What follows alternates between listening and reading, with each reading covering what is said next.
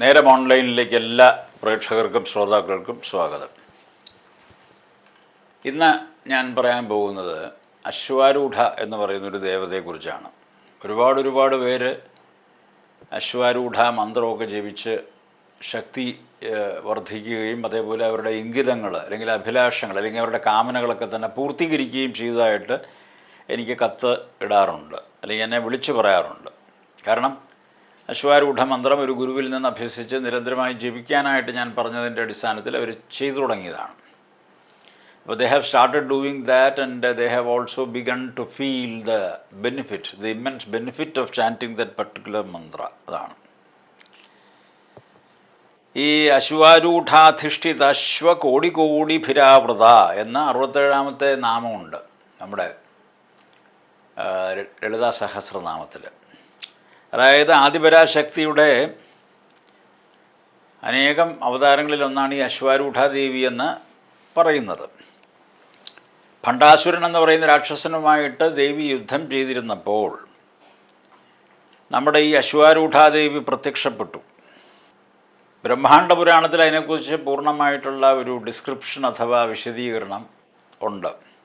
അപ്പം അശ്വാരൂഢ എന്ന് പറഞ്ഞാൽ ആ ദേവി എന്ത് ചെയ്യുന്നു വെച്ചാൽ കോടിക്കണക്കിന് കുതിരപ്പടയുടെ തലൈവിയായിട്ട് നായികയായിട്ട് പ്രത്യക്ഷപ്പെടുകയാണ്.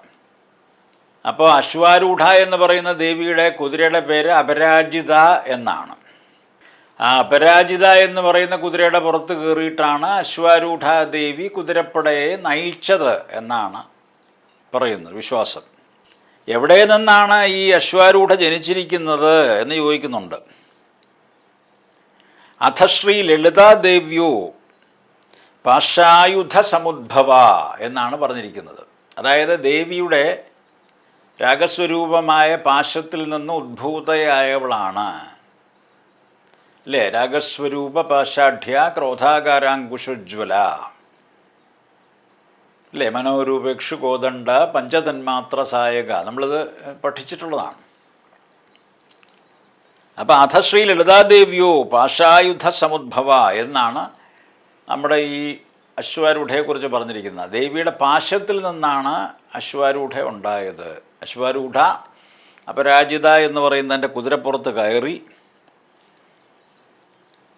അവിടെ രണാങ്കണം മൊത്തം എന്താണ് ഈ അശ്വങ്ങളുടെ ഖുരത്തിൽ നിന്ന് പുറപ്പെടുന്ന രേണുക്കൾ എന്ന് പറഞ്ഞാൽ അശ്വങ്ങളുടെ കുളമ്പിൽ നിന്ന് പുറപ്പെടുന്ന പൊടി പടലം കൊണ്ട് യുദ്ധഭൂമി മൊത്തമായിട്ട് നിറഞ്ഞിരിക്കുക. കോടിക്കണക്കിനാണ്. ദേവിക്ക് 4 കൈകളുണ്ട്. അതേപോലെ തന്നെ പാശമുണ്ട്, അങ്കുശം അഥവാ തോട്ടിയുണ്ട്, ചാട്ടയുണ്ട്. ചില പുസ്തകങ്ങളിൽ ഇത് ചാട്ടാൻ നല്ല ചൂരിൽ നിന്നാണ് പറഞ്ഞിരിക്കുന്നത്. എന്നിട്ട് കുതിരയുടെ കടിഞ്ഞാണും പിടിച്ചിട്ടുണ്ട്. ആ കുതിരയെ നയിച്ചുകൊണ്ടിരിക്കുകയാണ്. ചുവന്ന നിറത്തിലുള്ള വസ്ത്രം ധരിച്ചാണ് അശ്വാരൂഢ പ്രത്യക്ഷപ്പെടുന്നത്. ശിരസിൽ ചന്ദ്രക്കലയുണ്ട്. എപ്പോഴും നല്ല പ്രസന്നമായ, എപ്പോഴും ഒരു പ്ലസൻ്റായിട്ടുള്ള മുഖമാണ് ദേവിക്കുള്ളത്. അപ്പോൾ ദേവിയുടെ കീഴിലുള്ള കുതിരകളുടെ തലവൻ അല്ലെങ്കിൽ അനേകം കുതിരകളുള്ളതിൽ അപരാജിത എന്ന് പറഞ്ഞ പിന്നെ വെളുത്ത നിറമുള്ള ധവളാശ്വം, അതിൻ്റെ പുറത്താണ് ഈ അശ്വാരൂഢ ഇരിക്കുന്നത്. അപ്പോൾ തുരങ്കേഷു സ്ഥിരത്വാച്ച സാശ്വാരൂഢേതി ഗീയതേ എന്നാണ് നിർവചനം. ഈ തുരങ്കം എന്ന് പറഞ്ഞാൽ കുതിരയുടെ പുറത്താണ് അശ്വാരൂഢ സ്ഥിരവാസം ഉറപ്പിച്ചിരിക്കുന്നത്. അതുകൊണ്ട് തന്നെയാണ് അശ്വാരൂഢ എന്ന് പറയുന്നത്.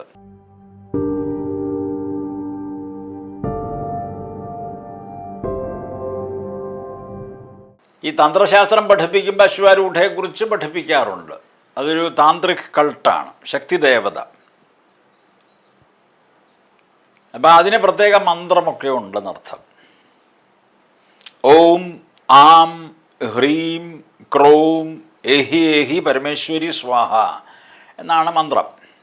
അപ്പം അത് മന്ത്രം ജപിക്കാനായിട്ട് ഗുരുവിൻ്റെ ഉപദേശം വേണം. അത് ഗുരുവിൻ്റെ ഉപദേശം സ്വീകരിച്ച് പഠിക്കണം എന്നൊക്കെയാണ്. അതായത് നമ്മുടെ ഈ കയറെന്ന് പറയുന്നത് സത്യം പറഞ്ഞു കഴിഞ്ഞാൽ രാഗസ്വരൂപമാണ്. എല്ലാവരെയും കൂടെ കൂട്ടിക്കെട്ടിയിട്ടിരിക്കുകയാണ് നമ്മുടെ പ്രപഞ്ചത്തിൽ രാഗരൂപത്തിലുള്ള പാശം അഥവാ കയറുകൊണ്ട്. ആ കയറിൽ നിന്നാണ് അശ്വാരൂഢ ഉണ്ടായത് എന്നർത്ഥം. എന്നിട്ട് അപരാജിതയുടെ പുറത്ത് കയറി അതിനെ അതിവേഗം ഓടിക്കുന്നു. ഈ കുതിരകളൊക്കെ എന്താണെന്ന് ചോദിച്ചു കഴിഞ്ഞാൽ അതൊക്കെ ഇന്ദ്രിയങ്ങളാണ്.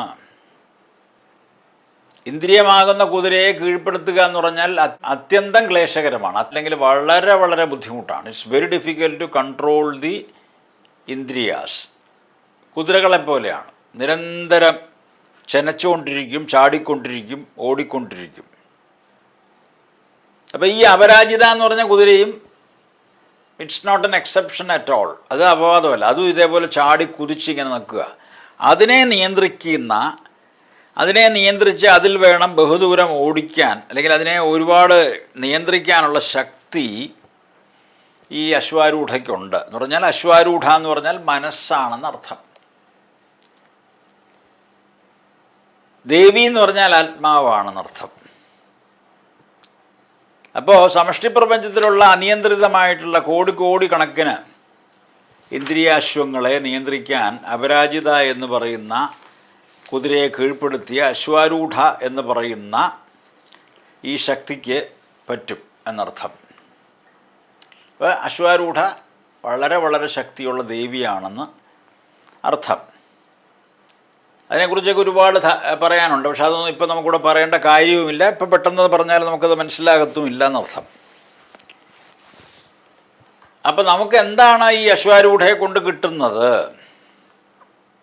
മനസ്സിനെ നിയന്ത്രിക്കുക എന്നുള്ളതാണ് ഏറ്റവും പ്രധാനപ്പെട്ടൊരു കാര്യം. അത് അശ്വാരൂഢ മന്ത്രം സ്ഥിരം ജപിച്ചുകൊണ്ടിരുന്നാൽ നമുക്കത് സാധിക്കും എന്നാണ്.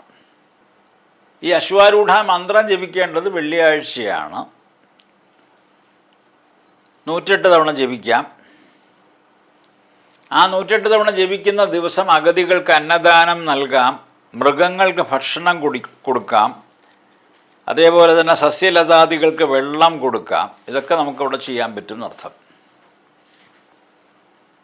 അശ്വാരൂഢയുടെ പേര് വരുന്ന വേറൊരു മന്ത്രമുണ്ട്, അതും നല്ല ഇഫക്റ്റീവാണ്. അംബികാ മന്ത്രം എന്നാണ് പറയുക. അംബിക അനാദിനിധന അശ്വാരൂഢ അപരാജിത എന്നാണ് അംബികാ മന്ത്രം. അംബിക എന്നുള്ള ദേവി.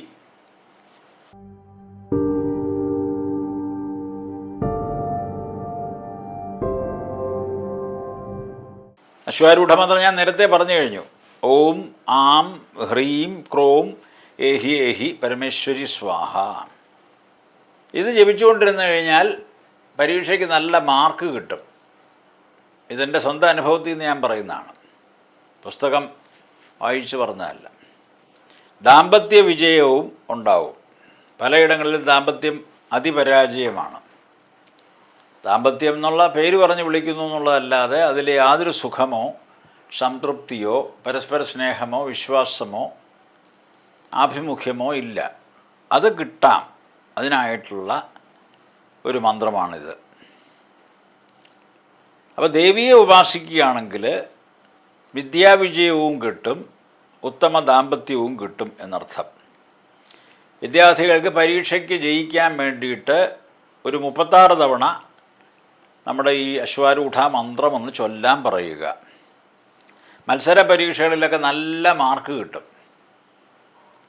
അപ്പോൾ അത് അച്ഛനും അമ്മയും പഠിച്ച് പറഞ്ഞു കൊടുക്കുക മക്കൾക്ക്, അല്ലെങ്കിൽ ഏതെങ്കിലും ഗുരുവിൻ്റെ സന്നിധിയിൽ കൊണ്ടുപോയി അവിടെ നിന്ന് ഉപദേശരൂപേണ ഗ്രഹിക്കാൻ അനുവദിക്കുക.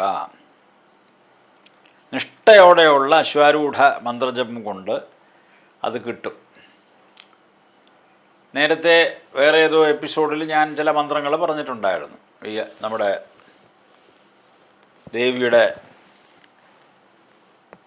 വാഗ്ഭവകൂടം, അതിന് തകരാറ് വന്നു കഴിഞ്ഞാൽ എങ്ങനെയാണ് അത് ഡീൽ ചെയ്യേണ്ടതെന്നുള്ളത് ഞാൻ പറഞ്ഞിട്ടുണ്ടായിരുന്നു. അതേപോലെ അശ്വാരൂഢയും ജപിച്ചാൽ നല്ലതാണ്.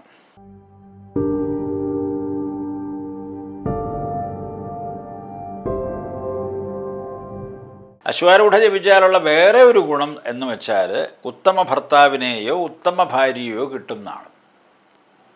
ഇപ്പോഴത്തെ കാലത്ത് ഭാര്യ ഭർത്താക്കന്മാരെ കിട്ടാൻ വലിയ ബുദ്ധിമുട്ടാണ്. കിട്ടാൻ എന്നല്ല, ഇപ്പോൾ പെൺകുട്ടികൾക്ക് വിവാഹം കഴിക്കാൻ താല്പര്യമില്ല, ആൺകുട്ടികൾക്കും താല്പര്യമില്ല. കാരണം ചുമതലകൾ ഏറ്റെടുക്കേണ്ടി വരും, കുട്ടികളുണ്ടാകും എന്നൊക്കെയുള്ളൊരു ഭയവും ഭീതിയോ കൊണ്ടാണ്. കാരണം എപ്പോഴാണ് ജോലി പോണതെന്നറിയില്ല, പ്രത്യേകിച്ച് ടെക്കികൾക്കൊക്കെ പെട്ടെന്നായിരിക്കും ജോലി പോവുക. അപ്പോൾ അങ്ങനെയൊക്കെ വരുമ്പോൾ എന്താവും സാമ്പത്തിക സ്ഥിതി എന്നുള്ളതിനെക്കുറിച്ചുള്ള ഉത്കടമായ ഭയമാണ് പലപ്പോഴും ഇത്തരം കാര്യങ്ങളിൽ നിന്ന് മാറി നിൽക്കാൻ വരെ പ്രേരിപ്പിക്കുന്നത്. നമ്മുടെ എല്ലാ ആഗ്രഹങ്ങളും സാധിക്കാൻ അശ്വാരൂഢയെ ഭജിക്കുക. ഇപ്പോൾ കേരളത്തിൽ ചിലയിടത്തൊക്കെ അശ്വാരൂഢയുടെ പടമോ പ്രതിമകളോ ഉണ്ട്. ഇപ്പോൾ ഉദാഹരണത്തിന് തുറവൂർ നരസിംഹസ്വാമി, ലക്ഷ്മീ നരസിംഹമാണ് അവിടുത്തെ പ്രതിഷ്ഠാനം. അതുപോലെ കവിയൂർ ആഞ്ജനേയ ക്ഷേത്രത്തിലുമൊക്കെ മരം കൊണ്ടുള്ള ദേവിയുടെ പ്രതിരൂപങ്ങളുണ്ട്.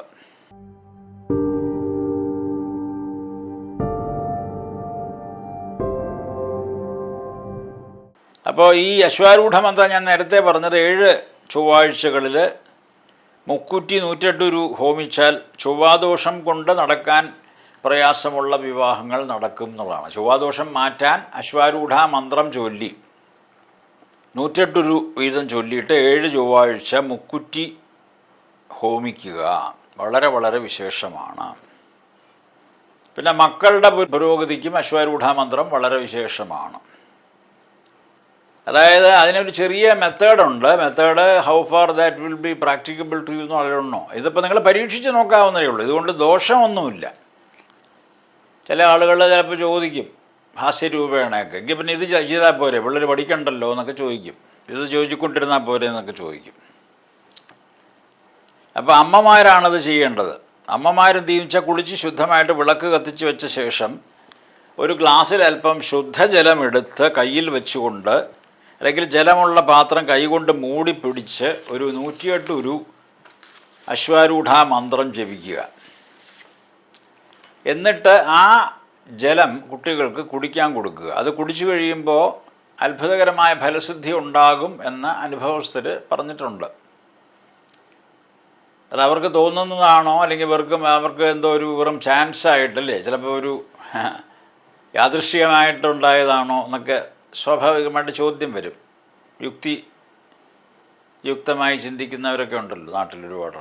അപ്പോൾ they may probably question it. പക്ഷേ ഇതങ്ങനെയല്ല, ഇത് അനുഭവത്തിൽ നിന്ന് ഉള്ള കാര്യങ്ങൾ പറഞ്ഞു കേട്ട് അനുസരിച്ച് ഞാനിവിടെ എഴുതിയതാണ്. കാരണം എന്ന് പറഞ്ഞാൽ ശുഭമായിട്ടുള്ള ഊർജവും ആത്മവിശ്വാസവും ഒക്കെ തന്നെ അശ്വാരൂഢ മന്ത്രജപത്തിലൂടെ നമുക്ക് ലഭിക്കും എന്നുള്ളതാണ്. അതേപോലെ ഒരുപാട് തിരിച്ചടികൾ ജീവിതത്തിലുണ്ടായാൽ ആ തിരിച്ചടികളിൽ നിന്നും നമ്മളെ കരകയറ്റാനും അശ്വാരൂഢ മന്ത്രത്തിന് സാധിക്കും. കാരണം അശ്വാരൂഢ എന്ന് പറഞ്ഞാൽ അത്രയ്ക്ക് ശക്തിയുള്ള ദേവിയാന്നർത്ഥം. ഭണ്ഡാസുര വധോദ്യുക്തയായിട്ടുള്ള